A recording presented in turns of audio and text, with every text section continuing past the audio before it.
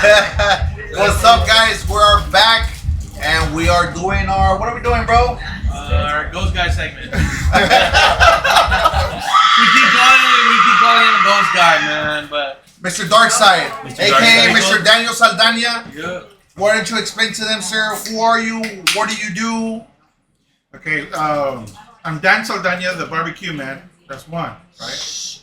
But when I'm ghost hunting and when you all are with me and we're doing tours, I'm DarkSide. DarkSide. Okay. So, how did you get that nickname, DarkSide? Well, I figured that nobody was gonna buy barbecue from me if I kept, So I had to come up with a badass name, and that was the only thing. You weren't burning everything and trying to flip it on and try to DarkSide on the bottom, flip the patio over. I do work on the side, and that'll be another segment for another day. So Okay. yeah. So, what is it that you do? You do the tours and Basically what I do is I collect stories, right? And these are very important stories because they follow San Benito. I specialize in San Benito, but it's basically the entire valley. I don't know everything about the entire valley, but I know at least one or two stories about every city in the valley. But I specialize in San Benito, and so I have a folklore myth or a real life murder that happened that's important to history in the history of San Benito. like the Olga, right? Well, it's more like La Matanza of 1910 to 1920. That's when the Texas Rangers deputized only white males in San Benito and in the entire state of Texas. And after a while, they gave up on trying to find bandidos, decided that all of us would be just as good, and they started picking us up off the street. And if they didn't take you out and string you up like they would at the at the tree, bro. Yeah. Remember when I got to the tree? Then they would take you to jail, and they'd hold you there at the jail, and then some other white guys in a car would come pick you up, and then they haul you off, shoot you. Captain Ransom would pile up your bodies and put gas, burn bodies. He got tired of burning bodies. They were just piling up all over the place. He would pile them up by the expressway going to Bronzeville.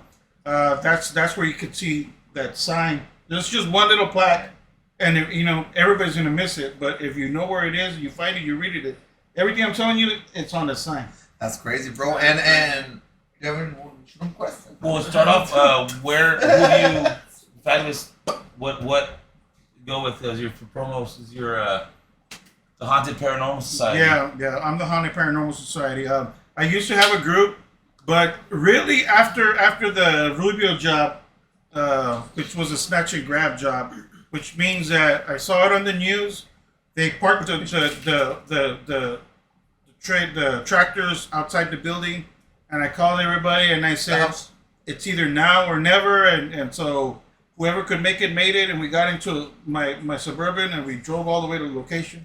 So this was the building here. This is the building. Yeah, that's the one you said that you have the worst experience in. That's the worst experience. Yeah. So they can actually see right now the actual building. If you really look at it, it's always been like that, bro. Because I came from Brownsville. So, I would always pass by there and stuff, and it's always been ugly like that.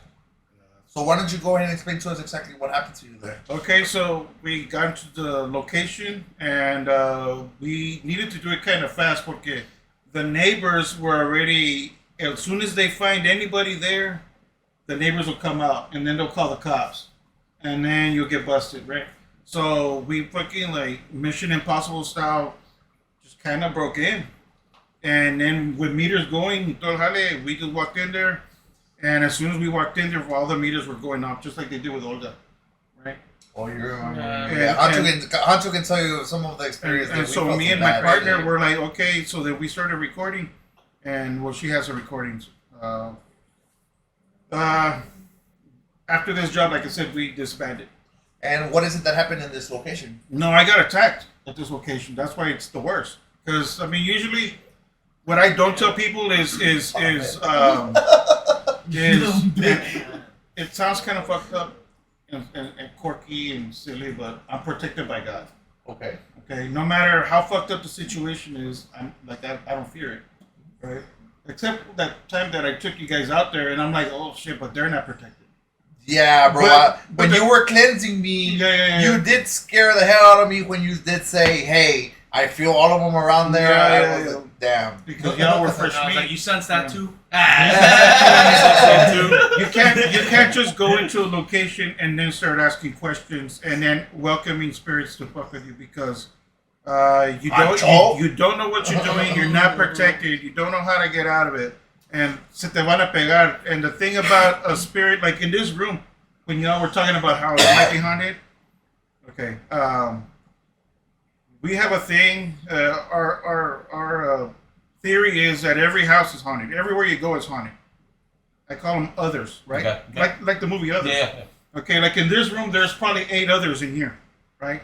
But anybody can have from 6 to 20 others personally. Okay. Right? And they'll stay in your home and shit. And when you go outside, there'll be others outside, and you'll go right through them. You'll go right through them. And a lot of them are just like earthbound spirits. And they can move stuff. They have the energy to be able to move stuff. So that's bullshit. They feel you. You maybe may feel them. If you're sensitive, you'll feel them. If not, you'll just pass right through them. But then there's the others, right? Okay. Pues yo tengo que saber, bro, para cobrarles renta, porque si no, No, free, bro. Report them taxes or something. The others are not angelic, and they're not demonic. They're people. They're like this Captain Ransom guy. He was an evil person in life. He would catch teenagers, man, like young as these guys.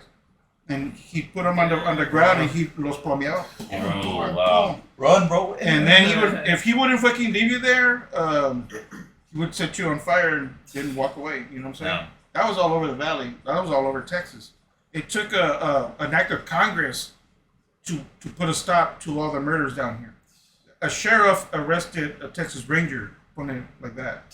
It took that to stop the murders, porque it was just blatant murders for no reason. And it was just like on what year was this? This was 1910 to 1920, so that was a lot of murders. Wow. Lots of mothers, lots of family members were always in the street at night looking for it. Well, the son didn't come home, the husband didn't come home, the brother didn't come home, the uncle didn't come home. That's scary. And so they were always out in the street looking for and they would never find them. But they knew if they didn't come home in the day, they're dead. Yeah. A lot of families got disbanded porque the dads or the brothers, they took off to Mexico. This is starting to get scary, bro. And so those families, those ladies found other partners. They found other partners, they formed other families. And then the man did the same thing in Mexico. And then they kind of reunited after the whole thing was over, so there was 2 families. So a lot of y'all with funny last names, you could thank the Texas Rangers for that. Who do you think has a funny last name here? So if you're Hey, wondering, ever since we came back from the cemetery, we've been acting kind of weird, bro. Like he called me the next day. What did you say? The Mia saw what? A peekaboo. Somebody was playing peekaboo with him in the fucking video. Hey, have I told you about these enchiladas? Shout out to Petey Weedies. Shout out to Petey Weedies, man. That's a real CBD. So yeah. So didn't you go to school with the guy that whatever happened at this? I did.